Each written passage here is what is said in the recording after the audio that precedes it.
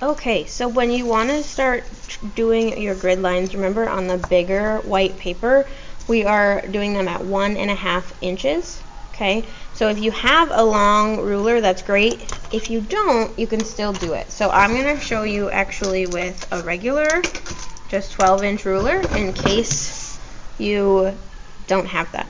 Okay, so the first thing we're going to do is make sure that our ruler is lined up, not with the edge of our ruler, but where that 1 inch mark starts, or that 0 mark, excuse me. And then we're going to measure 1.5 inches all the way across. So first we're going to make a mark at 1.5 inches, and then we're going to go plus 1.5 inches, and it'll be at 3, plus 1.5 inches, it'll be at 4.5, plus 1.5 inches will be at 6, next one will be at 7.5, 9, 10.5, and then that last one should be right at the edge of the paper if it's a 12-inch paper, and then you don't actually have to make that mark. You're going to do that twice on the top as well as on the bottom.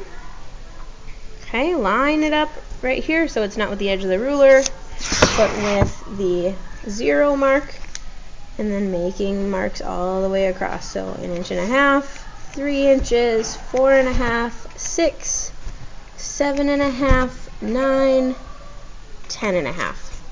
Okay, and you can always, if you need to add an inch and then add a half inch, add an inch and then add a half inch, and only make marks at the right spots, you can totally do it that way as well.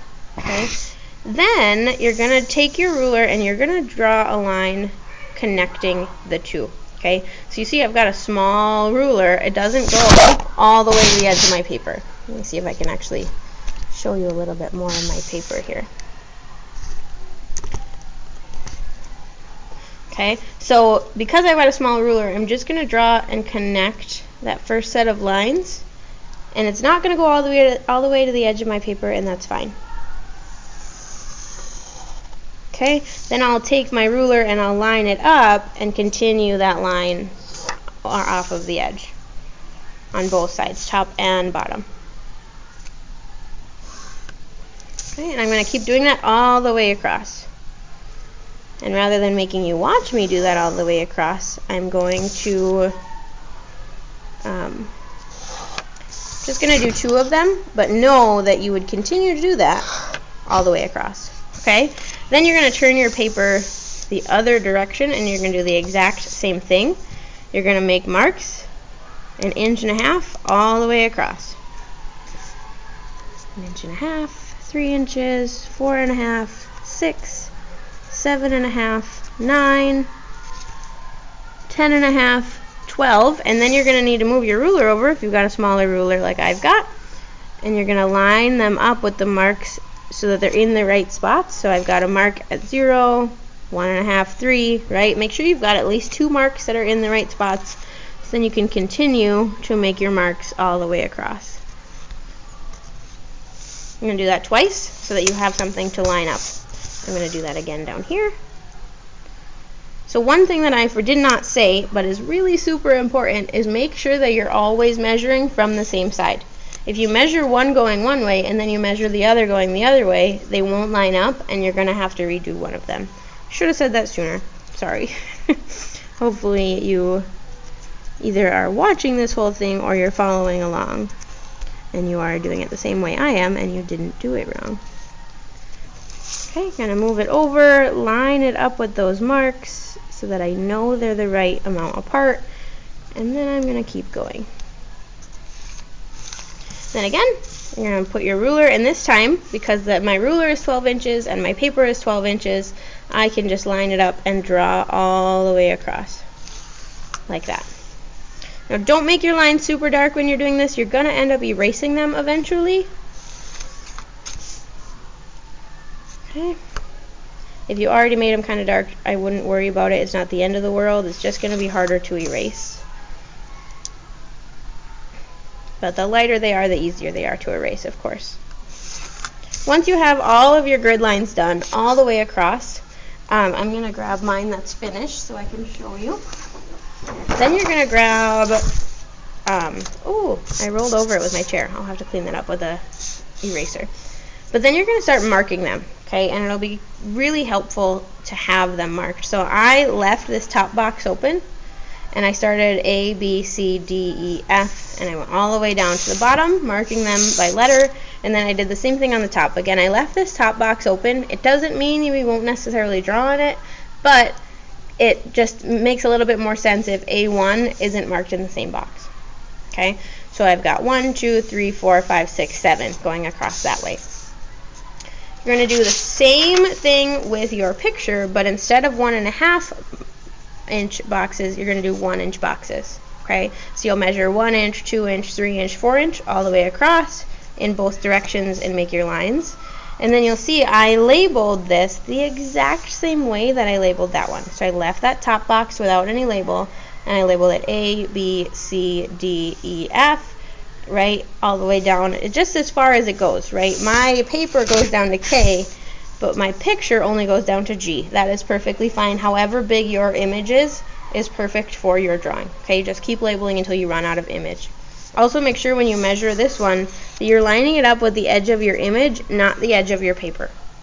Okay, so when I measured this, I didn't put my 0 on the edge of my paper like that. I put my 0 on the edge of wherever my image started.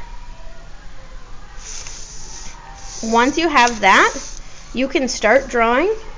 We're not much further than this in class. Everybody's got their grid lines drawn, and then we just started drawing. So maybe a little bit further than I got here, where I only just started to draw my eye.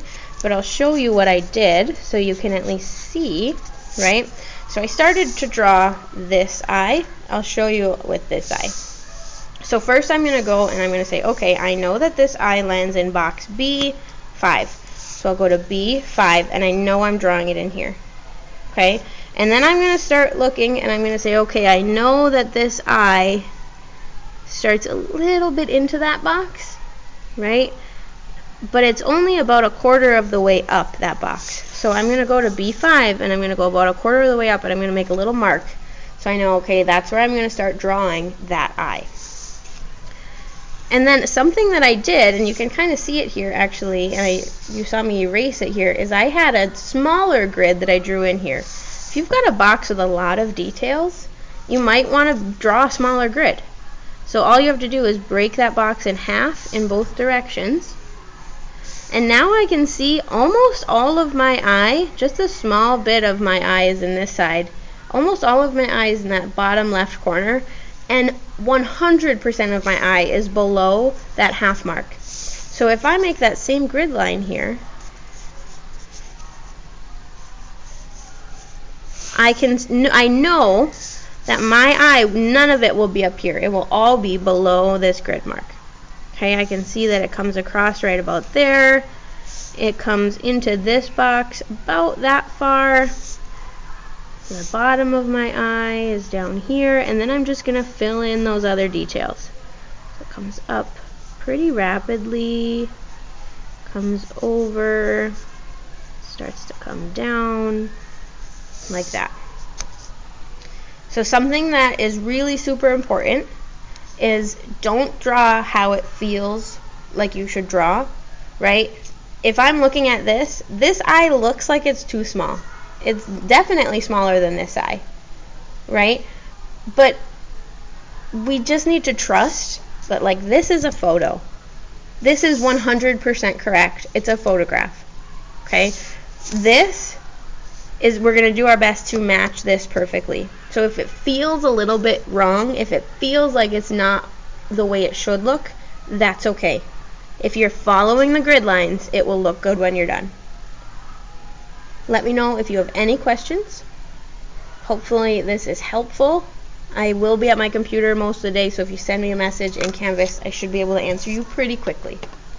Okay, good luck and have fun.